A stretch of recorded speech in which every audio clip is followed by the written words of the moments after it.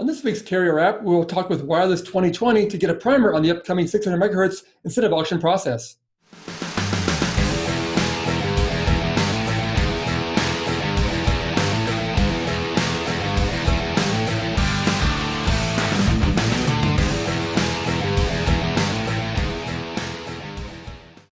Telecom Careers, the #1 global telecom and wireless job board, telecomcareers.com.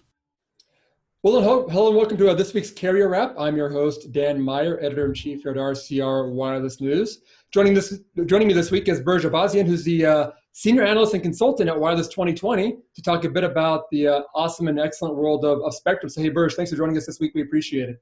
Yeah, no problem, Dan. Nice to see you.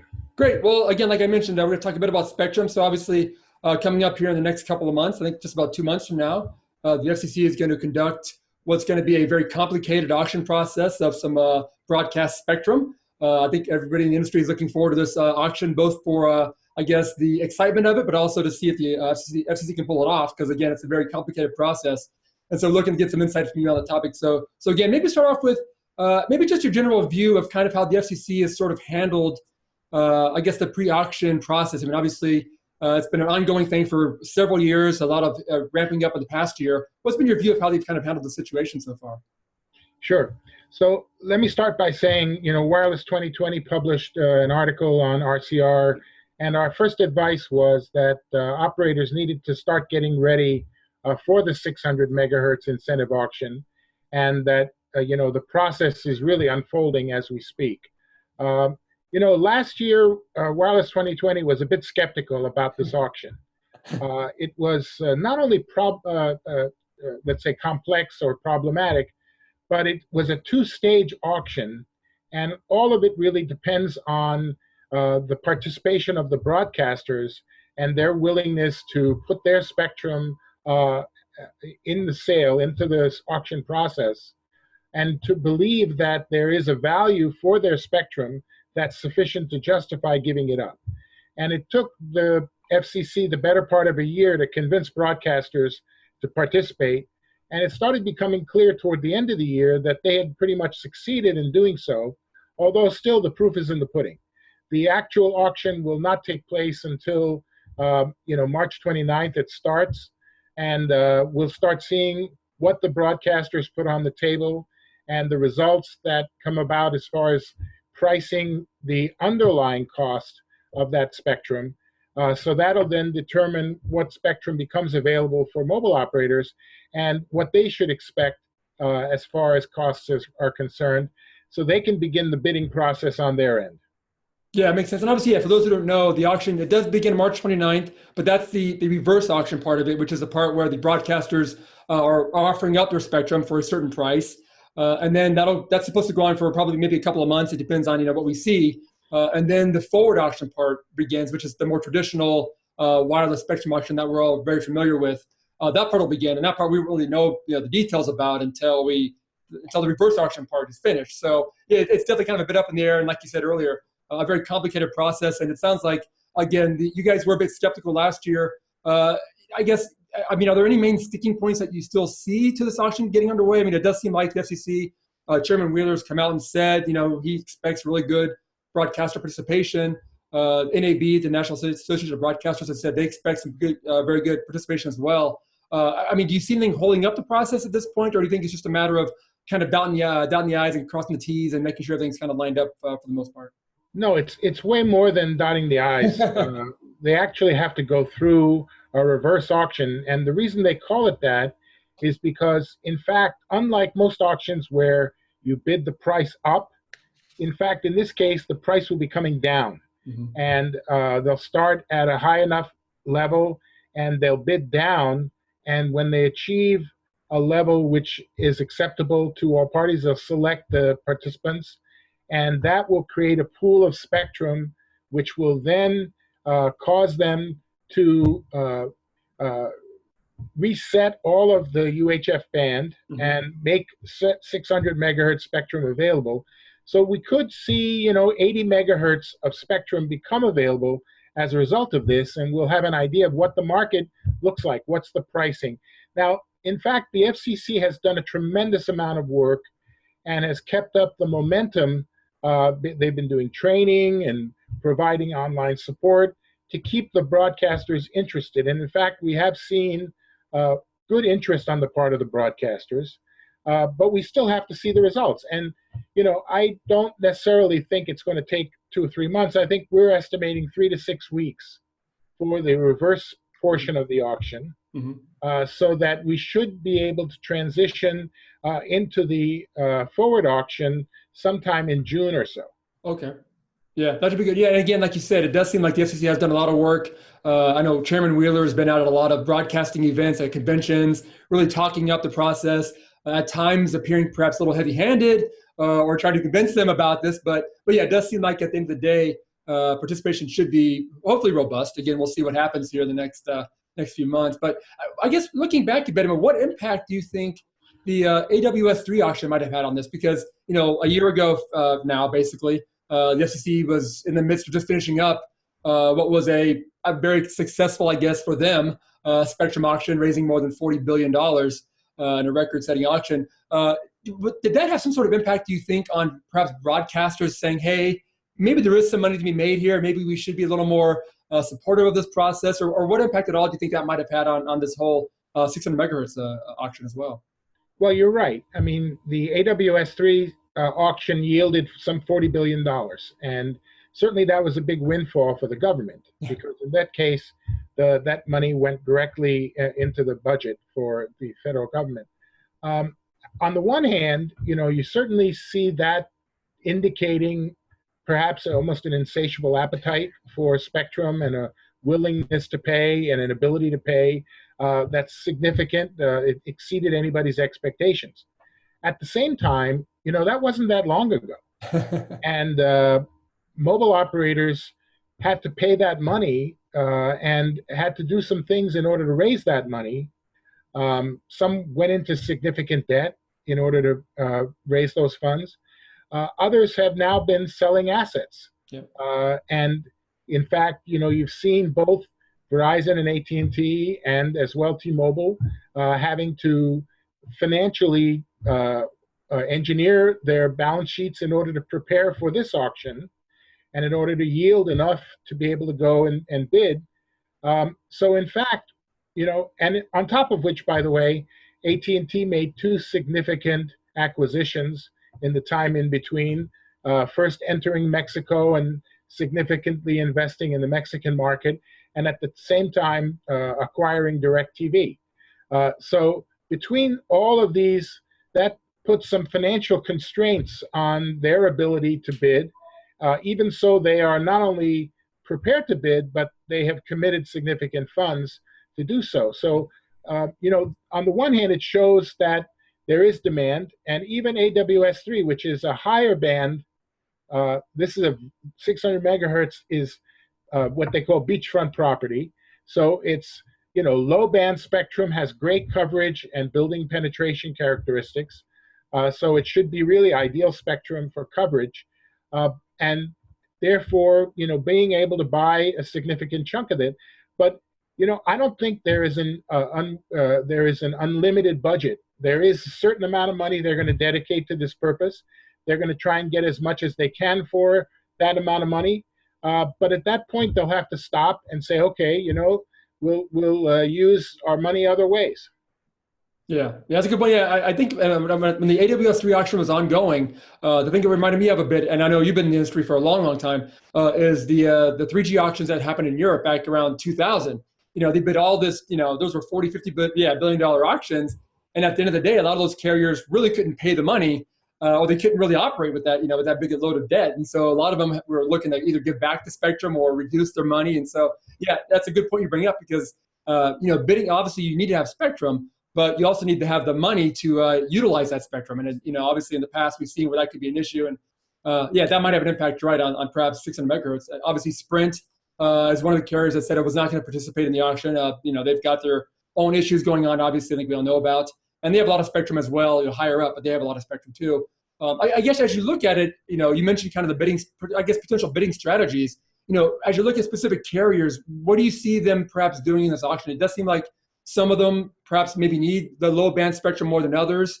There's some rules in place as well that might impact some of the bidding as well. But what's your general view of kind of the bidding strategies you expect for the auction?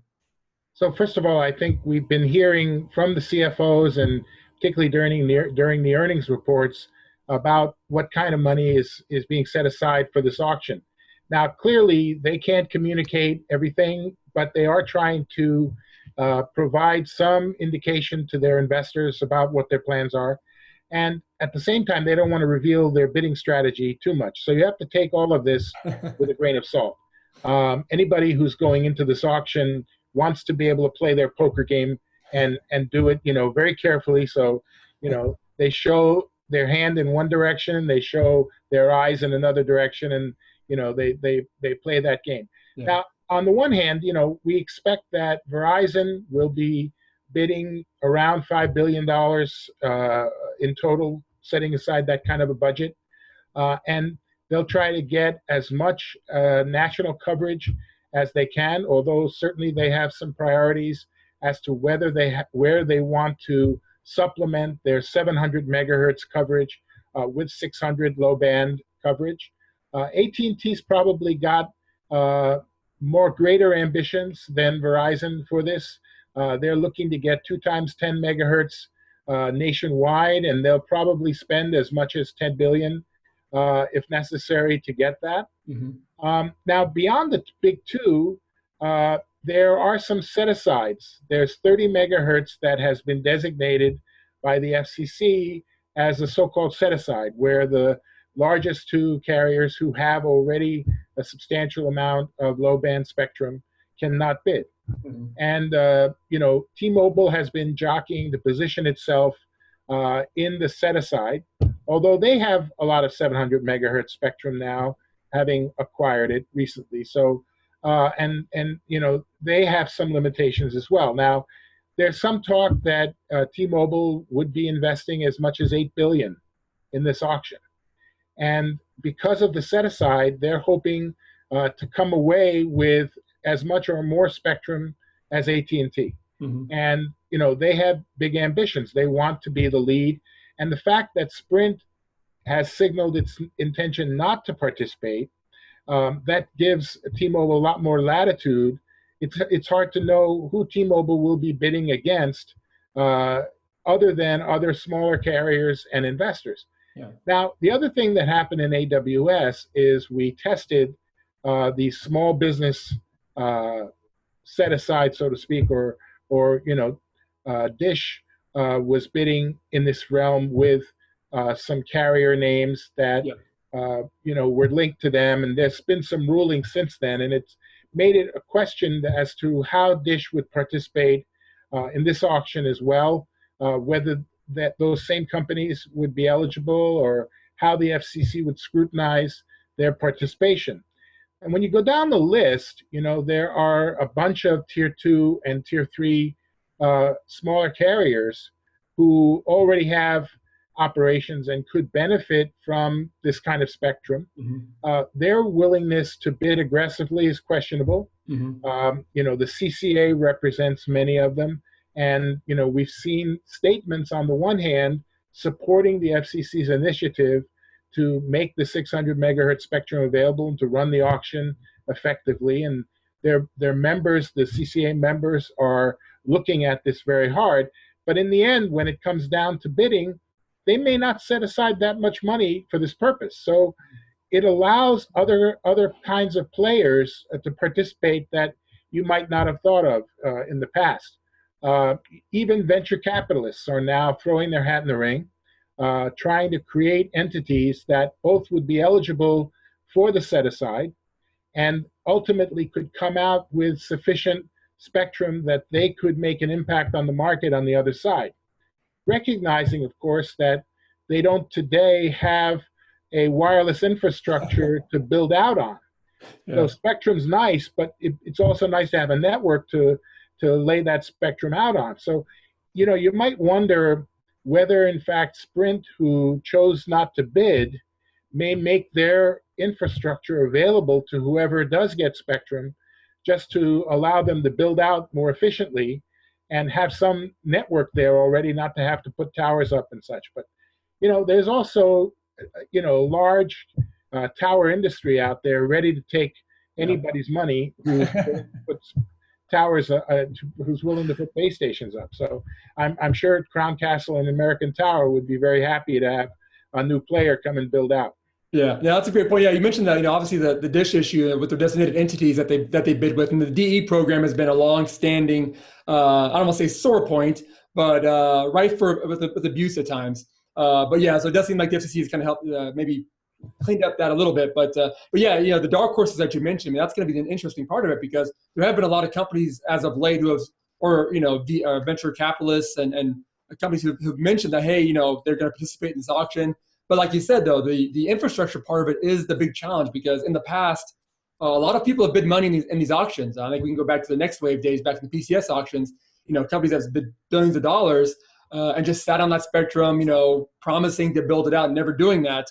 Because again, there is that kind of gatekeeping effect of having a network and having back offices and things like that to handle it. But yeah, with Sprint out there, that could be an interesting option for them, because they're, again, like you said, with the tower companies, Sprint, I think, would be willing to take money from almost anybody if they could be on their towers. So that could be an interesting angle for these companies. It does seem like there's perhaps more of an option for them to get in the market now, as opposed to in the past when it was more difficult.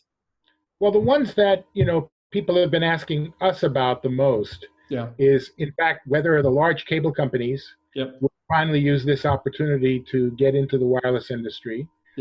Or, for example, Google or Facebook, companies that need mobile internet to distribute their services, so far have been experimenting in pockets with various network infrastructure, but have not deployed anything nationwide and have not chosen to compete with the other operators. But certainly, if Google got into it, it would be very interesting to see a Google bidding in this process. I think Comcast and Charter now, who have emerged as the largest cable companies, and Charter is right now in the midst of trying to get the approval for its acquisition of Time Warner Cable. So it's a bit of a sensitive time for them, both in terms of financing and as well regulatory approval. Comcast was the lead in Spectrum Co. that sold their spectrum to Verizon ultimately, and exited both Spectrum Holdings and the potential of building a wireless network, and have dedicated their funds toward Wi-Fi. Now, Comcast recently announced there were plans to launch a nationwide service which would be an MVNO of Verizon Wireless and encompass their Wi-Fi offerings, some kind of a Wi-Fi first, but MVNO-based service. And you wonder whether the 600 megahertz spectrum would be another bargaining chip or another element of that plan. But so far, we haven't seen any indication that cable companies are going to participate in this auction. Now, in fact, through their ownership of NBC, Comcast has indicated they'll be selling spectrum in the first round rather than spectrum in the second round. So it's hard to know whether you can expect at least those kinds of dark horses from emerging. But if you add up the numbers that I gave you earlier, so at $10 billion for AT&T, $5 for Verizon, $8 for T-Mobile, that leaves quite a bit of money still possible to get up into the realm of what AWS yielded. Now, in fact, our estimates are that this auction could yield a bit less than AWS, perhaps in the 30 to 35 billion range, rather than in the 40 billion range. And even with that number, you'd still need $7 to $12 billion coming from companies other than the three I mentioned in order to fill that out. So you really wonder, who are these other companies that might step up and bid in that domain of $7 to $12 billion? And what would they do with that spectrum once they got it? Is this spectrum that is going to be stockpiled or made available for third parties? We're not sure. Now, we also know that at least one venture capitalist has said they're organizing a company that could invest anywhere from $4 to $10 billion. Yeah. Where they're going to get that money, I don't know, to compete with Verizon and AT&T ultimately and get spectrum to do so. What do you think? Do you think that's real, the company Rama? It's a tough, we've heard, I think we've seen, both of us have seen so many of these kind of ventures come and go. It's one thing just to buy the spectrum and spend $5 billion or $10 million on spectrum, but as we said earlier, you didn't have to spend another $10 billion at least to build out a network or partnership or something. That's a lot of capital into a market that is very competitive with established players who have shown that they can be pretty cutthroat when it comes to pricing. And so, as a reporter, I would love to see that. That would be great to cover. I think as an analyst and a consultant, I'm sure you would love to see that as well. But I think from a realistic perspective, I'm a little, negative or I question a little bit at the actual possibility of that happening. It sounds like you guys do see some money coming in from other parties, though. So it sounds like maybe you guys think that's a possibility, at least for someone to come in to at least bid some money. Well, I think the real opening is the fact that Sprint has chosen or is unable to bid it themselves. Yeah. And, Sprint's really lacking capital and is in significant debt and therefore is constrained. Financially, they cannot participate. At the same time, they would benefit perhaps even more than others from having low-band spectrum available. Yeah.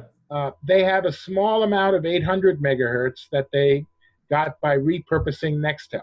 Yep. But it's very small.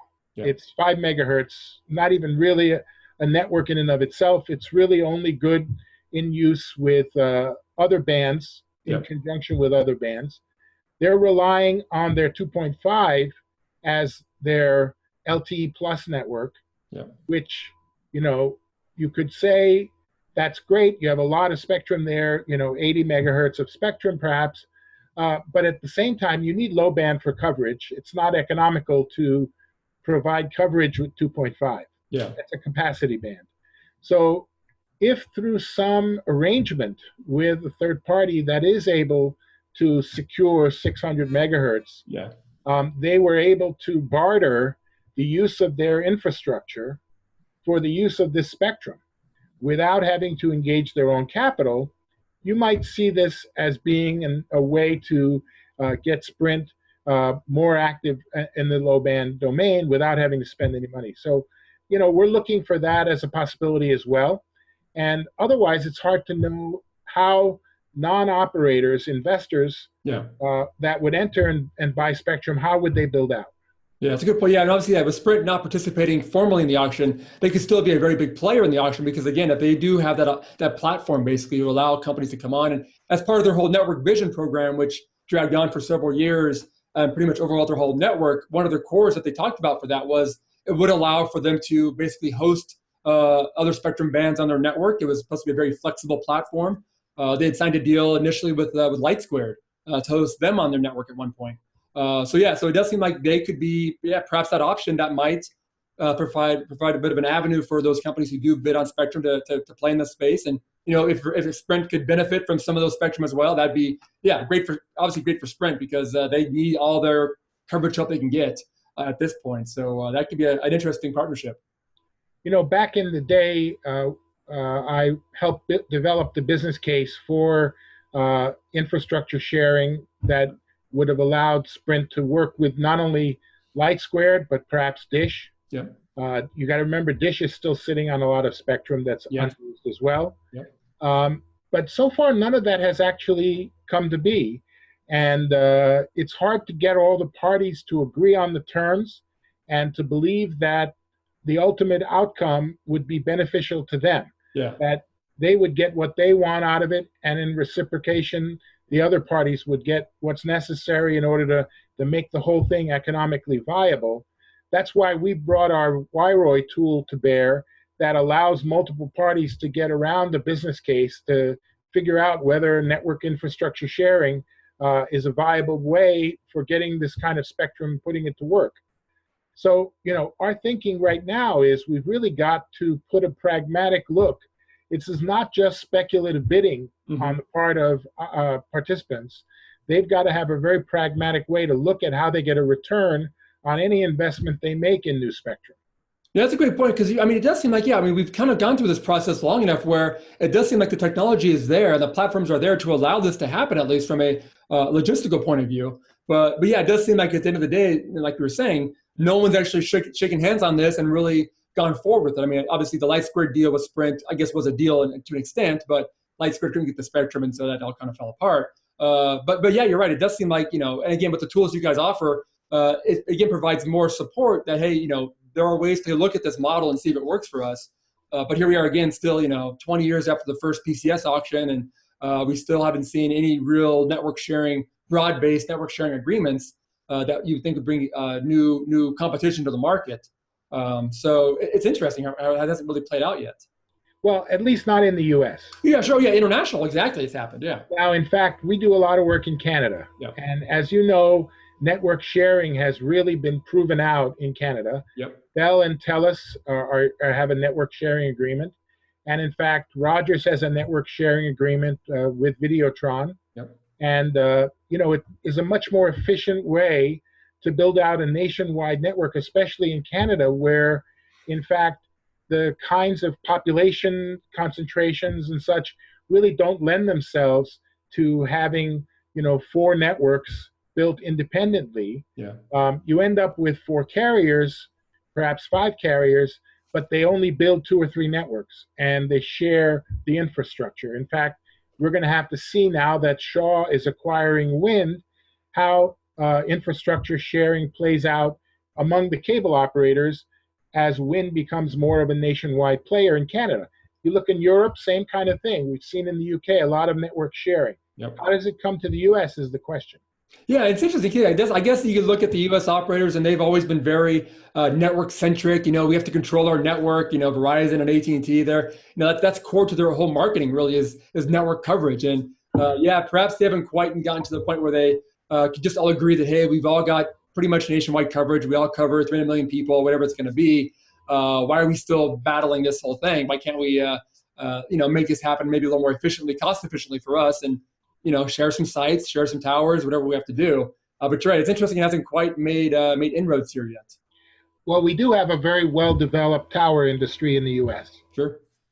Most of the carriers have actually sold their towers to third parties. So that is another means to share infrastructure. Yeah.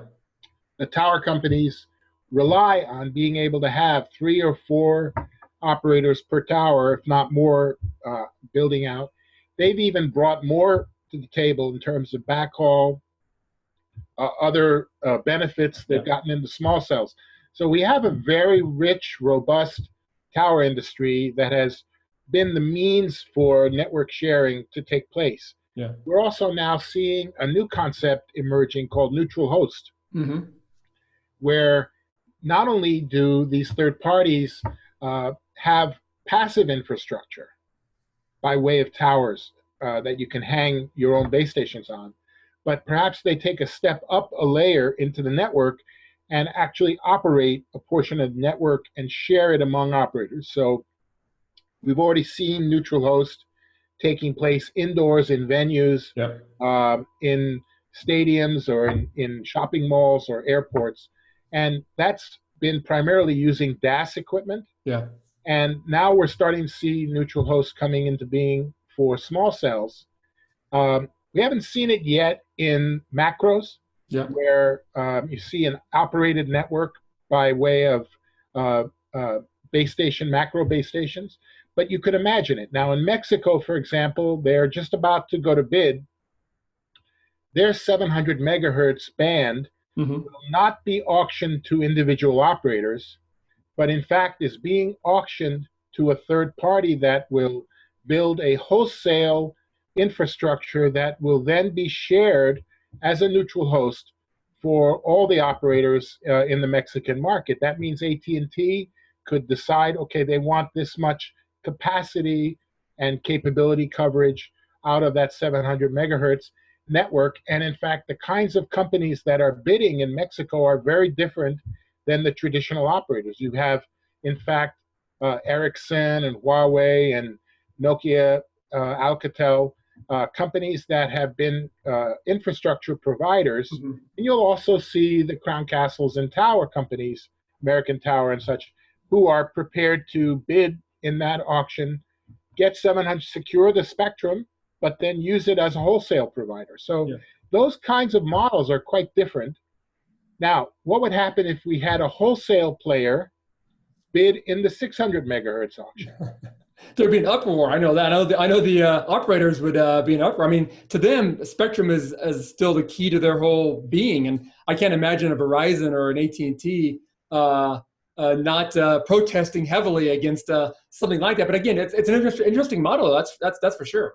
Well, there's certainly nothing that prohibits a participant, a bidder in the auction, from having a wholesale business model. Yeah. And in fact, there may be some incentives to do so because there are companies that would want to have access to a common infrastructure which don't need to build networks. Mm-hmm. And if somebody stepped forward as a wholesaler, that would allow Dish to deploy their spectrum on a wholesale platform without having to build out the infrastructure. It would allow companies in the 600 megahertz domain. And now you'd have a stack of spectrum resources that would be available even for public safety. So there's a lot of potential for a new model, a neutral host model to emerge. And perhaps the 600 megahertz auction will be the catalyst for that. Because once you take off the top three, you really only generate half the amount of revenue that the FCC is targeted to generate as a result of this. And if the broadcasters want to sell the other half of their spectrum, who are they going to sell it to? Yeah, that's a good point. You're right. You bring up some great options. I mean, again, you're right. This could be the very catalyst that we've been looking for. I mean, 700 megahertz was thought to be that catalyst, but that kind of went a different way. But this being, like you said, beachfront, and even more beachfront than 700 megahertz was. I mean, this could be an interesting. If the players want to step up, this could be a very interesting auction, just from the a longer term strategic point of view. And again, this spectrum is not going to be available for at least 3 years. We're looking at before it's even freed up, and so that gives some companies who maybe are looking to do something, gives them some time to kind of figure out perhaps a good business model or raise some more money or anything like that as well before they actually really need to start using the spectrum. So the timing is going to be interesting as well. Well, when you talk about timing, you put this spectrum on the 4G, 5G timeline. Yep. Okay? Yep. For some reason, we're all over the place talking about 5G. And as though it's, around the corner tomorrow. Yeah. But reality is, beyond 2020, you really aren't going to be building 4G networks anymore. You're going to be building something that's called 5G. Yeah. And in fact, even toward the end of this decade, we're probably going to see that terminology used, at least for marketing purposes. Yeah. So in what way does this 600 megahertz spectrum become the last spectrum that is sold under the guise of 4G, under the umbrella of 3GPP's LTE? Yeah. And what is its purpose? What does it allow you to do? Again, we've been putting a lot of emphasis on capacity. And if you compare spectrum and densification, there's a direct trade-off. You can make a model. In fact, we have $1 spent on densification versus $1 spent on additional spectrum. And to some degree, if you have high band, they're even very complementary. So if you have 2.5 or 3.5 even, 3.5 is coming by way of unlicensed. Yep. And as you get into densification, small cells, and new techniques for filling in voids in dense areas, those are certainly compatible. But 600 megahertz is a completely different domain. It's coverage and it's penetration of buildings. So you see that it seems to me that it allows a whole new layer of the industry to develop on a wholesale platform. That's why I think the potential is there for this new model to emerge.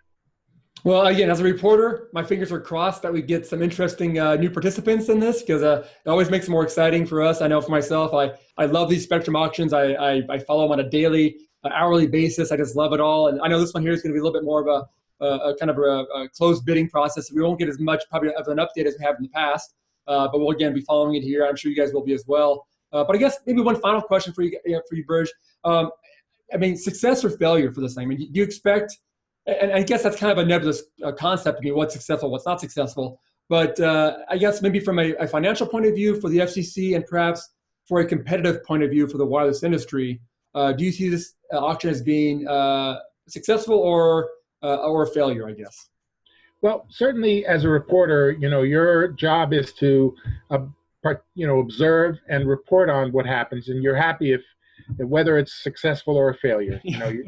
Just as much news for you. Sure. In my case, I'm much more not only as an analyst but as a consultant. Yep. Our job, like the FCC's, is to help make it successful. Yep. And I think in order to make it successful, the companies that are bidding in the forward auction have to be very well prepared. They have to be ready to take the information that comes out of the reverse auction and immediately get a bidding strategy together for their forward auction. Mm-hmm. They need to be focused on how the FCC repacks 600 megahertz, how much spectrum becomes available. They have to develop their simulation tools and bid tracking systems, their game theory. They need to understand competitively how other companies are going to bid so that, in fact, when they do go into the auction, they are prepared to get the most spectrum for the least amount of money. Mm-hmm. Now, my sense is that this will be successful. You have a range of, let's say, funding that we think will make it successful. Our view is that in the $30 to $40 billion range, the FCC will claim success. Mm-hmm. Below that, I think they'll begin to wonder whether they, were successful or not. Yeah. And I think the key to coming out of that spectrum process is to really knowing what your objectives are, what you're trying to achieve, what is your business case.